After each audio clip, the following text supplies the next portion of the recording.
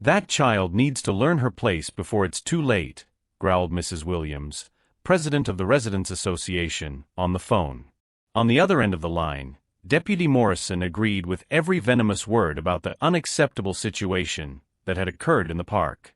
At that moment, 9-year-old Zoe was innocently playing in her room, unaware that his simple act of kindness the day before had unleashed a storm of racial hatred disguised as concern for neighborhood safety. 24 hours earlier, it had all started in a seemingly simple way. Zoe was walking through the park when she spotted a man who appeared to be homeless sitting alone on a bench.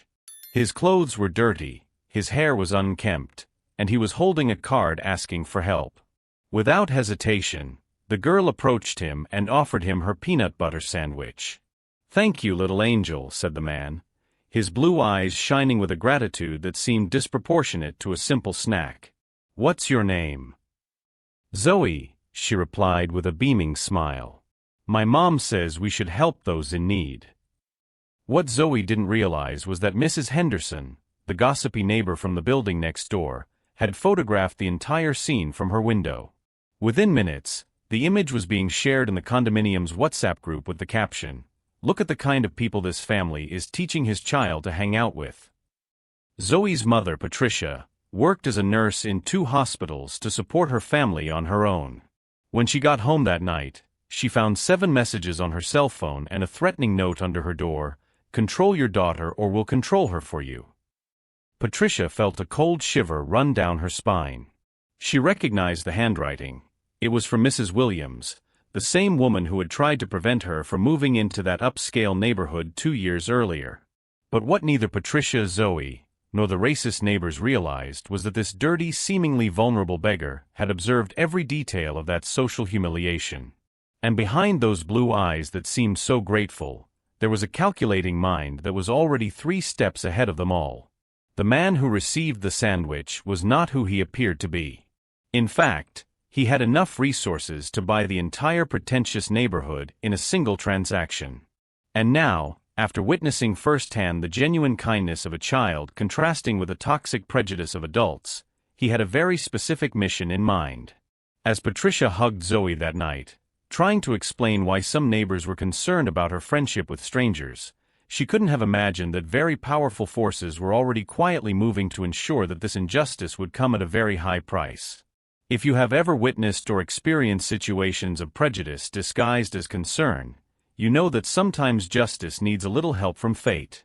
Subscribe to the channel to find out how a simple sandwich would become the tool of revenge that would leave that entire elite neighborhood speechless. The next morning, Patricia woke up to the insistent sound of someone knocking on the door. Still in her pajamas and with Zoe drinking her coffee, she opened the door only to find 2 police officers and Mrs. Williams behind her, with a malicious look of satisfaction that made Patricia's stomach churn. "Mrs. Patricia Johnson?" asked the taller officer. "We've received a report that his daughter is being neglected and put in dangerous situations." "What do you mean, neglected?" Patricia felt her voice tremble. Zoe appeared at the kitchen door, still holding a piece of toast, her eyes wide. Mrs. Williams stepped forward, displaying printouts of the photos Mrs. Henderson had taken. "Allowing a child to be around criminals and addicts is serious neglect. We've already contacted social services." The second officer, visibly uncomfortable, whispered something to his partner before addressing Patricia. "Ma'am, we just need to ask you some routine questions about the care of the minor." Patricia felt her world crumble. Working at 2 hospitals, studying nursing at night, raising Zoe alone since her father abandoned them, all this to be questioned about negligence by a woman who had never had to work a day in her life. "Mommy, did I do something wrong?" asked Zoe, her voice small and confused. "No, sweetheart. You didn't do anything wrong," Patricia replied, shooting a cold stare at Mrs. Williams. "Some people just have a hard time understanding kindness." For the next 40 minutes, Patricia answered invasive questions about his routine, work, and parenting methods while Zoe watched fearfully from the couch. The questions were clearly biased, designed to find flaws where none existed. "And do you leave the child alone often because of work?"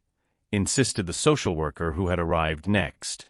Zoe stays with Mrs. Martinez from the apartment next door when I need to work.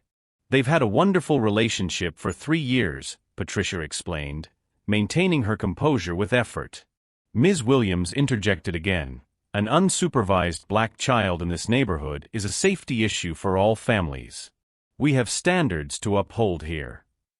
Patricia felt a hot anger rise in her chest. There it was, prejudice, raw and undisguised. Standards like teaching kindness and empathy? Because that's exactly what his daughter did. After an hour of awkwardness, the authorities left with vague promises of follow-up. Patricia closed the door and leaned against her, trembling with anger and fear. "Mommy, are he going to take me away from you?" Zoe asked, tears streaming down her face. Patricia knelt down and hugged her daughter tightly. "Never, my love. Never." But even as she said this, Patricia knew that the situation was far from over. That afternoon, an official notification arrived. A formal investigation into child neglect had been opened. The process could take months.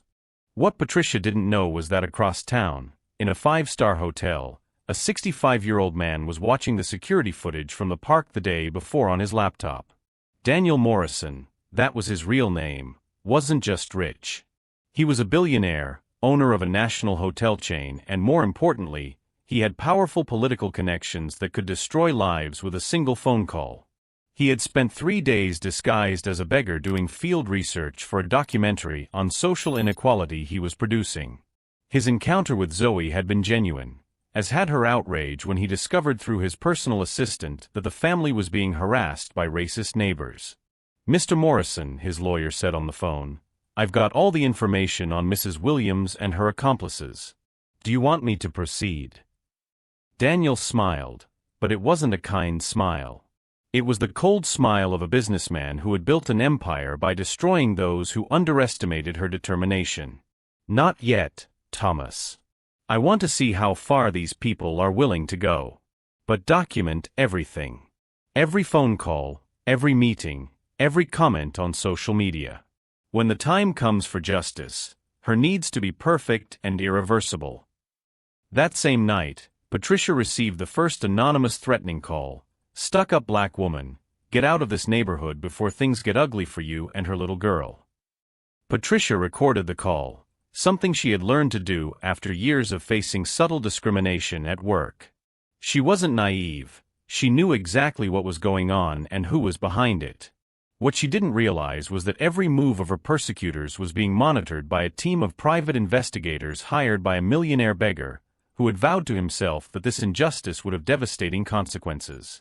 On Thursday, the pressure intensified. Patricia arrived at the hospital to find that someone had made anonymous complaints questioning her professional competence. His supervisor, embarrassed, was forced to place her on administrative review. "It's temporary, Patricia," he explained. "But we have to follow protocol when we receive formal complaints." That night, Patricia held Zoe as she cried. "Why are people so mean, Mommy? I just wanted to help." Patricia closed her eyes, feeling anger and despair battle inside her chest. But beneath those feelings, something deeper was beginning to take shape. A quiet determination, forged by years of struggle and discrimination, whispered a simple truth: she wasn't just a victim. She was a survivor. And survivors know how to fight.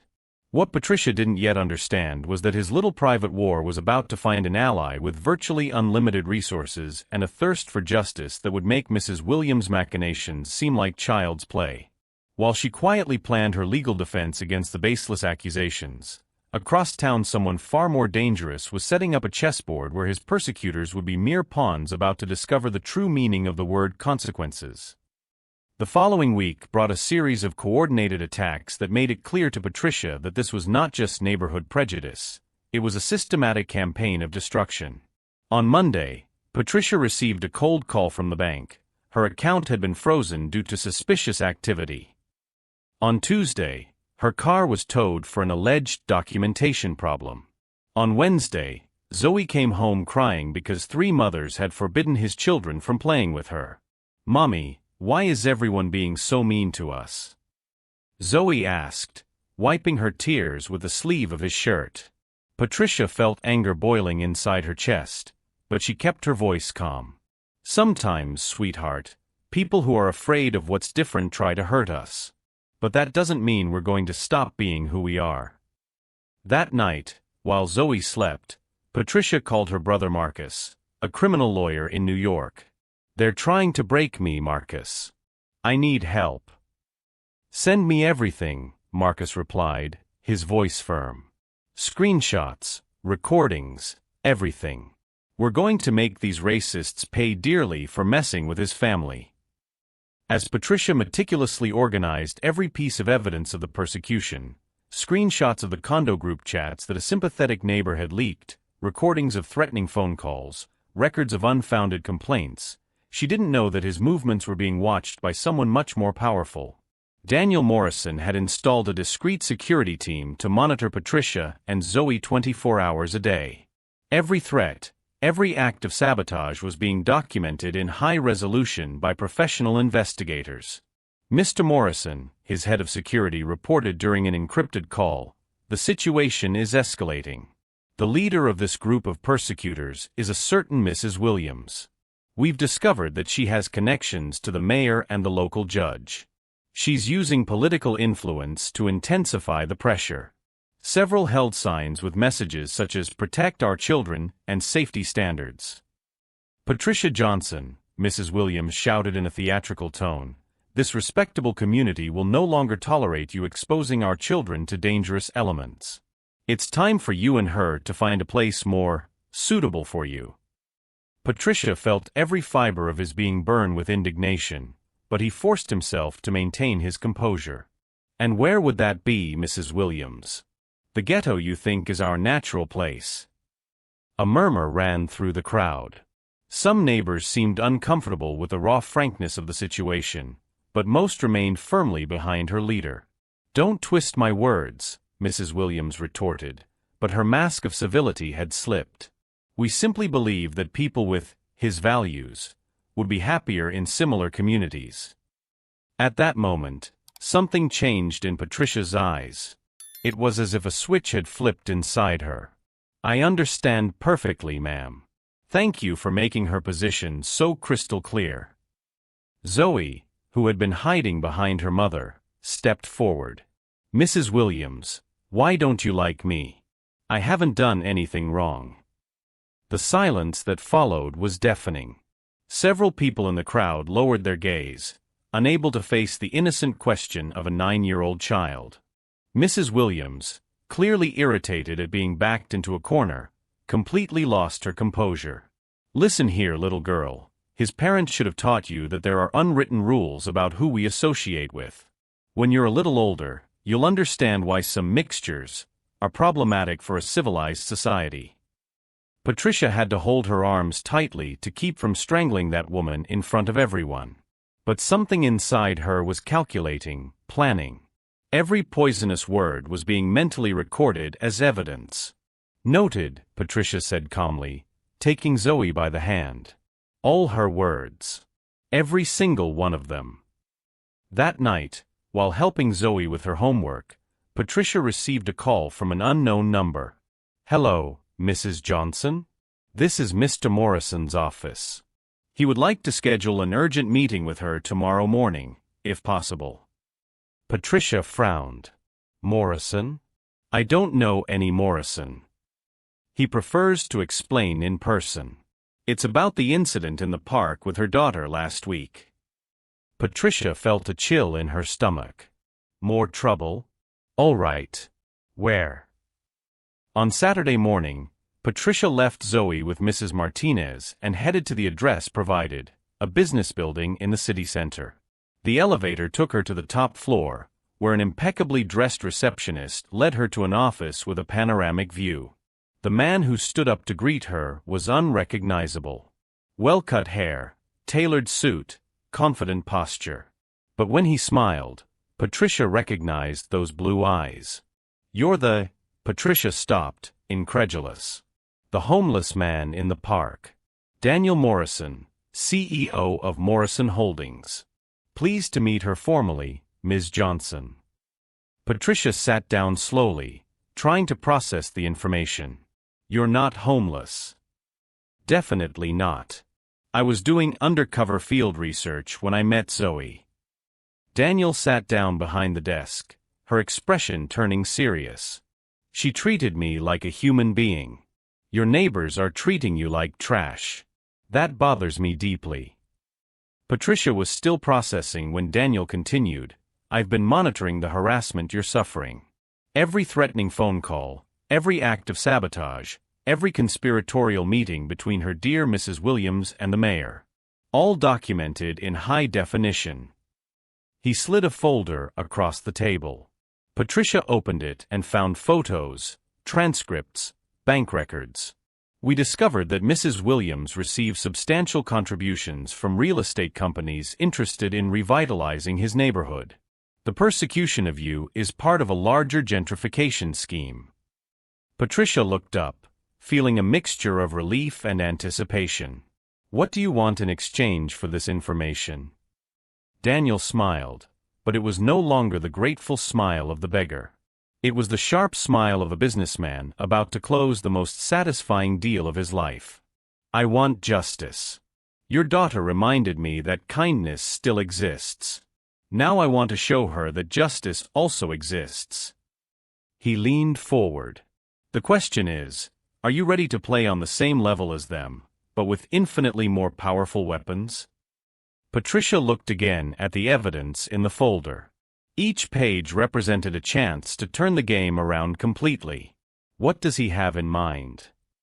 Phase 1 has already begun. He bought the building where you live. Mrs. Williams gets evicted on Monday. Daniel paused dramatically. But that's just the appetizer. Patricia felt a smile begin to form. For the first time in weeks, she no longer felt like a helpless victim. What neither of them knew was that Mrs. Williams, in her infinite arrogance, had just made the stupidest mistake possible, completely underestimating the power of a determined black mother allied with a billionaire thirsty for justice. On Monday morning, Mrs. Williams woke up preparing for another day of systematic persecution against Patricia and Zoe. She had scheduled a meeting with Judge Hamilton to finalize the process of forcibly removing the inappropriate family from his respectable neighborhood. At 58, Ruth Williams had always gotten everything he wanted through political influence and veiled blackmail. Her latest victory had been to convince the mayor to accelerate the neighborhood's revitalization process, an elegant euphemism for expelling low-income black families. Dressed in his best outfit and carrying a briefcase full of fabricated evidence against Patricia, Ruth headed confidently to the courthouse. She couldn't have imagined that every step toward that building brought her closer to her own destruction. Mrs. Williams, Judge Hamilton greeted her, visibly nervous. We need to talk before the hearing. There have been developments. Ruth frowned. Developments? What kind of developments? I hope you're not reconsidering our position on this troubled family. The judge cleared his throat, avoiding Ruth's gaze. Actually, the hearing has been cancelled. Indefinitely. What do you mean, cancelled? Ruth felt the first pang of alarm. We have sufficient evidence of neglect. The documentation is all here. Ms. Williams, interrupted a familiar voice behind her. Ruth turned to find Patricia entering the room, accompanied by a man in an impeccable suit and a team of lawyers she didn't recognize. What is that woman doing here? Ruth growled. And who are these people? Daniel Morrison stepped forward, slowly removing the sunglasses he had worn since arriving at the courthouse. Ms. Williams, it's a pleasure to meet you officially. Daniel Morrison, CEO of Morrison Holdings. Ruth blinked in confusion. Morrison Holdings? I've never heard of it. And what does that have to do with? The filthy beggar his daughter fed in the park. Daniel smiled coldly. That's me. Ruth's face drained of color. Her brain struggled to process the information as Daniel continued, each word landing like a hammer blow. For the past 15 days, My team has meticulously documented every action of his against this family. Every threatening phone call, and yes, we know it was his, every conspiratorial meeting, every false report. He motioned to one of the lawyers, who opened a laptop. Would you like to watch? Daniel asked, turning the screen toward Ruth. This is him at the mayor's office last Thursday. Crystal clear audio, by the way. Ruth's voice echoed through the laptop speakers. These people don't understand that there are natural hierarchies, Mayor. A black child influencing other white children to mix with vagrants? That needs to be nipped in the bud. Ruth felt his legs buckle. How can you? This was a private conversation. You can't. Can't do what? Document criminal conspiracy? Record threats? Use legally obtained evidence. Patricia finally spoke, her voice calm but laden with satisfaction. Ms. Williams, for weeks I watched you orchestrate a campaign of terror against my 9-year-old daughter. Now it's my turn. Daniel's lawyer opened a second folder. Ms. Williams, we've discovered something interesting about her finances. Over the past 3 years, she's received $150,000 from Greenfield Development to facilitate the eviction of specific families from the neighborhood. Black and Hispanic families, specifically. That's ridiculous. I never, Ruth began, but her voice faltered when they saw the bank transfers on the screen. Oh, but you did, the lawyer continued relentlessly. And here you are signing the contracts. And here, talking to the company representative about subtle ethnic cleansing. Your words, not ours. Judge Hamilton, who had remained silent, finally spoke in a trembling voice. Ms. Williams, I didn't know about these irregularities. Daniel laughed sarcastically. Oh, Your Honor, but you did know. We have recordings of his too. Would you like to watch? It's particularly interesting where you discuss how to expedite proceedings against certain families in exchange for donations to her re-election campaign. The color drained completely from the judge's face. Ruth, realizing the ship was sinking, tried one last desperate gambit. You can't prove anything. This is all a setup. A beggar and a poor nurse against respectable members of the community? Who do you think will be believed?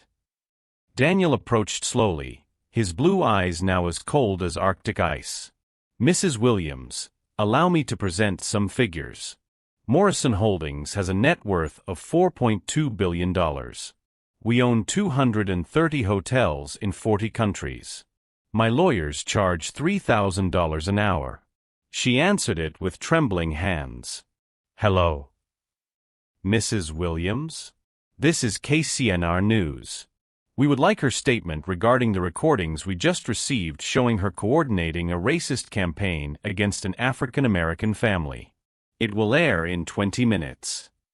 Ruth dropped the phone. The sound echoed through the silent room like a final sentence. Patricia crossed her arms, finally allowing herself to smile. You know, Mrs. Williams, my daughter taught me something important that day in the park. She said that when we see someone who is hungry, we share our food. When we see someone who is thirsty for justice, she paused dramatically, well, we quench that thirst too. Daniel motioned to his lawyers. Gentlemen, proceed with criminal charges for conspiracy, threats, corruption, and racial discrimination. Oh, and make sure Mrs. Williams receives a copy of the eviction notice for her apartment. I bought the building this morning. Ruth finally understood the full extent of her defeat. You can't do this to me. I have rights. I have influence. You had, Daniel corrected coldly. Past tense. Now you only have the consequences of your choices. As Ruth staggered out of the room, followed by the flashes of the reporters already waiting in the hallway, Patricia felt a sense of justice so pure that it almost made her cry. But what moved her even more was what would happen when she got home and told Zoe that the kind man in the park had turned out to be not only rich, but a powerful ally in the fight against the injustice they had tried to impose on her. Because if there is anything more satisfying than seeing prejudiced people pay for their actions, it is knowing that a 9-year-old child, with his pure and innocent kindness, had been the catalyst for a justice so perfect that it seemed to have been planned by the heavens themselves. 3 months later, Patricia was sitting on the porch of her new home, a gift from Daniel through her newly created foundation for families who were victims of housing discrimination. Zoe was running around the large yard, playing with Max, the golden retriever that Daniel had given her. The evening news was showing the latest updates on the scandal that destroyed Ruth Williams' career. The federal investigation had uncovered a network of corruption involving the mayor, a judge, and real estate developers. Ruth lost everything: her home, her frozen bank account, and she faced 5 years in prison for conspiracy and fraud. "Mommy, did you see that? Mrs. Williams is crying on TV," Zoe observed, pointing at the screen. Patricia sighed, turning off the TV. Yes, his sweetheart. Sometimes people make bad choices and have to accept the consequences. Daniel visited regularly, always bringing stories about other families who had been helped by the Zoe Morrison Foundation, named after the girl who taught him that small gestures can change everything. The organization had already helped 400 families escape situations of housing discrimination. "You know what impresses me the most?" Daniel said during one of his visits, watching Zoe teach Max tricks. "She never lost her kindness. After everything they've been through, she still smiles at strangers, still offers help." Patricia nodded, feeling pride swell in her chest. That's his Zoe. The world tried to harden her, but she chose to remain sweet. Patricia's life had been completely transformed. Daniel had hired her as the foundation's regional coordinator, with a salary 3 times higher than her previous 2 jobs. More importantly, she now had time to be present in her daughter's life. One afternoon, while organizing donations for the foundation, Zoe asked thoughtfully, "Mom, do you think Mrs. Williams learned anything?" Patricia paused, choosing her words carefully. "Sometimes, my love, people only learn when they face the real consequences of their actions. The important thing is that we continue to be who we are, good people who do the right thing. Even when it's hard. Especially when it's hard." That weekend, Daniel organized a housewarming party for the new community center built on the site of Mrs. Williams' old building. Dozens of families attended, many of them beneficiaries of the foundation. Zoe, now 10 years old, gave a short speech in front of everyone. "My mom always said that kindness is like planting seeds. Sometimes it takes a while, but something good always grows." Patricia watched her daughter with tears of pride. The girl who once offered a sandwich to a stranger now inspired hundreds of people to choose kindness over prejudice. Later, Daniel pulled Patricia aside for a private conversation. "You know why I did all this, don't you?" Patricia smiled. Because Zoe reminded him of something he had forgotten. Exactly. That there are still genuinely good people in the world. And that these people deserve to be protected. Daniel looked out the window, watching Zoe play with other children. Ruth Williams and people like her. He believes that kindness is weakness. We proved them wrong. That night, as she put Zoe to bed, Patricia reflected on the journey they had taken.